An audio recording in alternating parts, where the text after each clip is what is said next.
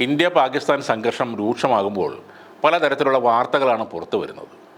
ഇന്ത്യയിലെ എല്ലാ എയർപോർട്ടുകളും അടച്ചിട്ടു എന്ന് കുറേ പേർ പറയുമ്പോൾ വാസ്തവത്തിൽ അപകട സാധ്യതയുള്ള പ്രധാനപ്പെട്ട മേഖലകളിലെ വിമാനത്താവളങ്ങൾ മാത്രമാണ് അടച്ചിട്ടിരിക്കുന്നത്.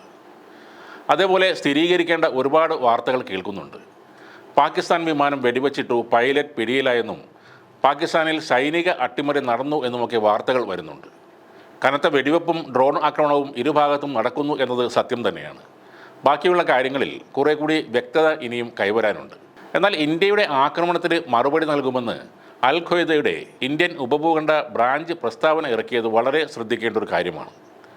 ഇന്ത്യ പാകിസ്ഥാനിലെ 6 സ്ഥലങ്ങൾ ആക്രമിച്ചെന്നും പള്ളികളും ജനവാസ കേന്ദ്രങ്ങളുമാണ് ലക്ഷ്യമിട്ടതെന്നും അൽ ഖ്വയ്ദ പറയുന്നു. ഇന്ത്യയുടെ ഈ ആക്രമണത്തിന് മറുപടി നൽകുമെന്നാണ് അൽ ഖ്വയ്ദ എടുത്തു പറയുന്നത്. ഇവർ ഒരു കാലത്തും നേരിട്ട് ആക്രമണം നടത്തുന്നവരല്ല. ഒളിച്ചിരുന്ന് ആക്രമിക്കലും കലാപം സൃഷ്ടിക്കലും ചാവേർ ബോംബുകൾ വഴി സ്ഫോടനം നടത്തലുമാണ് ഇവരുടെ സ്ഥിരം പണി. അൽ ഖ്വയ്ദക്ക് ഇന്ത്യക്കാരെല്ലാവരും ബദ്ധശത്രുക്കളാണ്. ഹിന്ദുവും മുസ്ലിമും ക്രിസ്ത്യാനിയും എല്ലാം അവർക്ക് ഒരേപോലെ തന്നെ ശത്രുക്കളാണ്. അവരുടെ സ്ലീപ്പർ സെല്ലുകളും നമ്മുടെ രാജ്യത്ത് ഉണ്ടാകാൻ സാധ്യതയുണ്ട്. എവിടെ നിന്ന് വേണമെങ്കിലും ഈ ഭീരുക്കൾ ആക്രമിക്കാൻ മടിക്കില്ല. അവർക്ക് സംഖ്യയും കമ്മിയും കൊങ്ങിയും സുഡാപ്പിയും എല്ലാം ഒരു വിഷയമല്ല. എല്ലാവരും അവർക്ക് കൊല്ലപ്പെടേണ്ട ആളുകൾ മാത്രമാണ്. അതുകൊണ്ടൊക്കെ തന്നെ നമ്മൾ ഒന്നായി നിൽക്കേണ്ട ഈ സമയത്ത് രാഷ്ട്രീയ വൈരാഗ്യത്തിൻ്റെ പേരിൽ സർക്കാരിനെ കുറ്റപ്പെടുത്താതെ ഇരിക്കുക.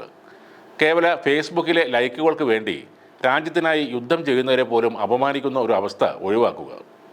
രാജ്യത്തിൻ്റെ അഭിമാനം നിലനിർത്താൻ യുദ്ധം ചെയ്യുന്നവർക്ക് യുദ്ധവെറി ആണെന്ന് പറയുന്നത് അങ്ങേയറ്റം മോശപ്പെട്ടൊരു കാര്യമാണ്. സൈന്യം ആയുധമെടുത്ത് അതിർത്തിയിൽ പൊരുതുന്നത് കൊണ്ടാണ് പാകിസ്ഥാൻ അയക്കുന്ന മിസൈലും ഡ്രോണുമൊക്കെ നമ്മുടെ വീടിൻ്റെ മുറ്റത്ത് വന്ന് വീഴാത്തത്. സൈനികർക്ക് ഐക്യദാർഢ്യം പ്രഖ്യാപിക്കുക, രാജ്യത്തോടൊപ്പം നിൽക്കുക. ഏതെങ്കിലും പ്രത്യേക വിഭാഗത്തിൻ്റെ 4 വോട്ടിനായി രാജ്യത്തെ അപമാനിക്കുന്ന രീതിയിൽ പ്രസ്താവനകൾ ഇറക്കാതെ ഇരിക്കുക.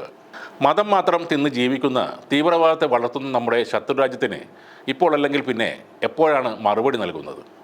കപട മതേതരത്വവും മുസ്ലിം പീഡനവും മോദി വിരുദ്ധതയും മനസ്സിൽ കൊണ്ട് നടക്കുന്ന ചിലരാണ് സോഷ്യൽ മീഡിയയിൽ കരഞ്ഞു വിളിക്കുന്നത്.